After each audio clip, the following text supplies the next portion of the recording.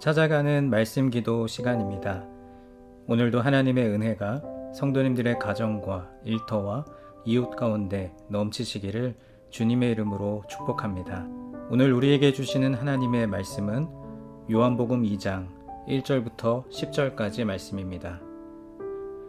사흘째 되던 날 갈릴리 가나에 혼례가 있어 예수의 어머니도 거기 계시고 예수와 그 제자들도 혼례의 청함을 받았더니 포도주가 떨어진지라 예수의 어머니가 예수에게 이르되 저들에게 포도주가 없다 하니 예수께서 이르시되 여자여 나와 무슨 상관이 있나이까 내 때가 아직 이르지 아니하였나이다.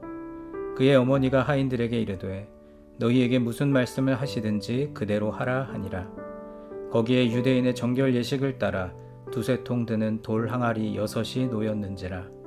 예수께서 그들에게 이르시되 항아리에 물을 채우라 하신즉 아귀까지 채우니 이제는 떠서 연회장에게 갖다 주라 하심에 갖다 주었더니 연회장은 물로 된 포도주를 맛보고도 어디서 났는지 알지 못하되 물 떠온 하인들은 알더라. 연회장이 신랑을 불러 말하되 사람마다 먼저 좋은 포도주를 내고 취한 후에 낮은 것을 내거늘 그대는 지금까지 좋은 포도주를 두었도다 하니라. 아멘. 인생을 살아가는 사람들의 유형을 보면 처음은 창대하고 화려한데 갈수록 내리막길을 걷는 인생들이 있습니다. 반면 처음 시작은 좋지 못했는데 갈수록 꽃이 피고 행복한 인생들이 있습니다. 우리는 누구나 다 후자가 되기를 원할 것입니다. 그렇다면 어떻게 살아야 시간이 갈수록 행복한 인생을 살 수 있을까요? 오늘 우리에게 주시는 말씀이 그 비밀을 알려줍니다. 오늘 본문의 배경은 가나의 혼인잔치입니다. 예수님과 예수님의 제자들 그리고 예수님의 어머니 마리아가 갈릴리 가나의 어떤 집 혼인잔치에 초대받았는데 그날은 혼인잔치의 사흘째 되던 날이었습니다. 유대지방 어디에서 출발하든지 일주일 정도면 혼인잔치집에 도착할 수 있었기 때문에 보통 유대인의 혼인잔치는 일주일 내내 지속되었고 사흘째 되던 날은 그 잔치의 흥이 무르익어가는 시점입니다. 그런데 그때 그 집에 심각한 문제가 생겼습니다. 바로 유대인들의 혼인잔치의 필수적인 포도주가 떨어진 것이죠. 예로부터 내려오는 혼인잔치의 풍습에 포도주는 흥을 불러일으키는 중요한 음료이기 때문에 포도주가 없으면 혼인잔치를 더 이상 진행할 수가 없습니다. 그런데 그 중요한 포도주가 잔치의 흥이 무르익어가는 사흘째 되던 날 떨어진 것입니다. 여기서 우리가 주목해야 할 것은 그때 그곳에 예수님이 계셨다는 것입니다. 우리는 예수님을 모신 인생에는 기쁨의 포도주가 사라지지 않을 것이라고 생각합니다. 그러나 현실은 그렇지가 않죠. 예수님을 잘 믿고 신앙생활을 열심히 하는 인생이라도 기쁨의 포도주가 떨어질 수 있습니다. 그럴 때 우리는 어떻게 해야 할까요? 예수님의 어머니 마리아는 이 문제를 가지고 주님께 나아갔습니다. 아들에게 포도주가 없다라고 말하지요. 그 후에 마리아는 하인들을 불러놓고 예수님께서 너희에게 무엇이라고 하시든지 그대로 행해야 한다고 단단히 일러두었습니다. 드디어 예수님께서 하인들에게 항아리에 물을 채우고 연회장에게 갖다 주라고 말씀하십니다. 이 말씀이 단순하게 보이지만 여기에는 하인들의 선택과 순종이 숨어 있습니다. 먼저 하인들은 선택을 한 것입니다. 잔치집에 포도주가 떨어졌다는 것은 하인들에게도 비상 상황입니다. 포도주가 떨어졌으면 각자 양동이를 손에 들고 집 밖으로 나가서 온 동네방네를 다니며 포도주를 구해 오든지 마리아가 말한 것처럼 예수님의 말씀에 순종하든지 두 가지 중에 하나를 택해야 했습니다. 하인들은 예수님의 말씀에 순종하기로 선택했습니다. 그리고 더 어려운 순종이 남아 있었는데 그것은 예수님께서 돌 항아리 6에 물을 가득 채우라 하시고 이제는 그 물을 떠다가 연회장에게 갖다 주라고 하신 것입니다. 무척 어려운 순종이죠. 왜냐하면 하인들은 그 물이 그냥 맹물인 것을 다 알고 있었습니다.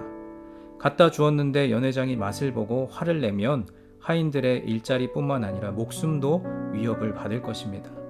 그럼에도 불구하고 하인들은 예수님의 말씀에 순종했습니다.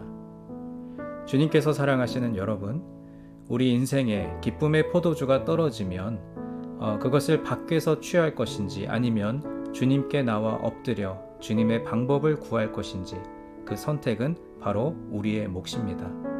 하인들이 만약 밖에서 포도주를 구했다면 남은 5일간의 잔치를 채울 만큼 풍족하게 구하지는 못했을 것입니다. 또 하루가 지나고 이틀이 지나면 포도주가 떨어지고 또 그때는 어떻게 했겠습니까?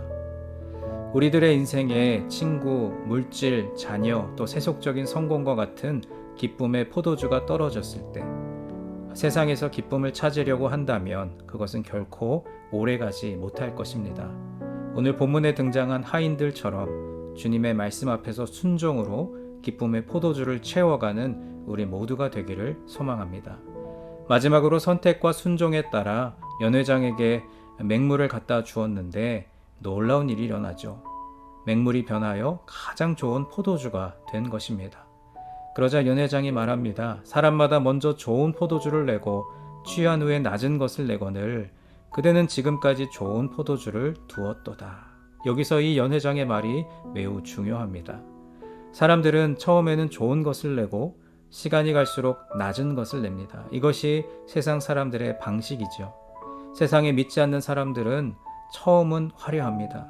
결혼의 첫날, 또 직장 출근하는 첫날, 그때가 인생에서 가장 기쁘고 즐거운 날입니다. 그러나 날이 갈수록 기쁨의 포도주는 점점 사라지죠. 그럴 때 어떻게 하겠습니까? 주님께서 너무나 사랑하시는 여러분, 하나님 없이 사는 사람들은 괴로운 인생을 살아갈 수밖에 없습니다. 왜냐하면 그 내면이 채워지지 않기 때문입니다. 그런데 하나님의 말씀에 순종하고 따르는 사람들은 갈수록 복된 인생입니다. 날이 갈수록 행복한 인생을 살기 원한다면 오늘부터라도 말씀에 순종하시고 엎드리시고 주님께서 나에게 어떤 말씀을 하시든지 그대로 따라 행하시기 바랍니다. 그 결과 맹물과 같은 우리의 인생이 기쁨의 포도주로 변화될 줄 믿습니다. 이제 오늘 주신 말씀을 붙들고 기도하겠습니다. 사랑의 하나님, 언제나 지키고 보호하시는 주님의 사랑을 의지하며 매일 말씀을 구하오니 은혜로 인도하여 주옵소서. 말씀 앞에 엎드려 구하고 기도하는 지혜를 부어주시고 기쁨의 포도주를 밖에서 찾지 않고 주님의 말씀 안에서 찾게 하옵소서. 함께 기도하겠습니다.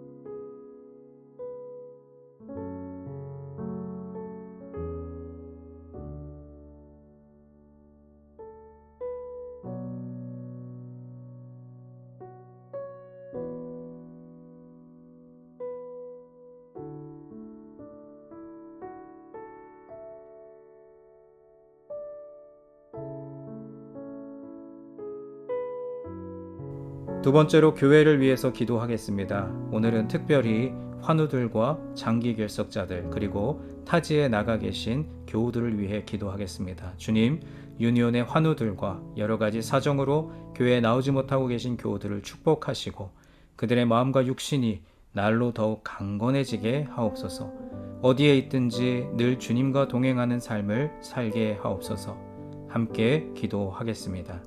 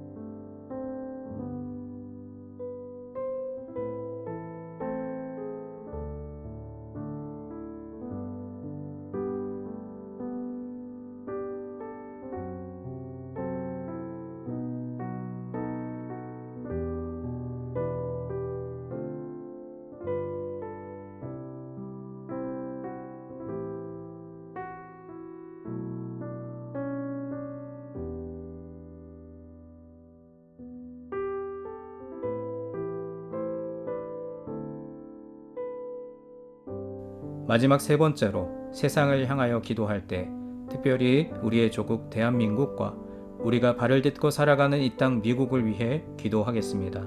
하나님, 대한민국과 미국의 지도자들을 바로 세워주시고 주님의 말씀이 조국과 이 땅 위에 바로 서게 하여 주옵소서. 경제, 정치, 문화, 사회적으로 여러 가지 어려운 상황들을 극복할 수 있는 지혜를 부어 주옵소서. 우리 함께 기도하겠습니다.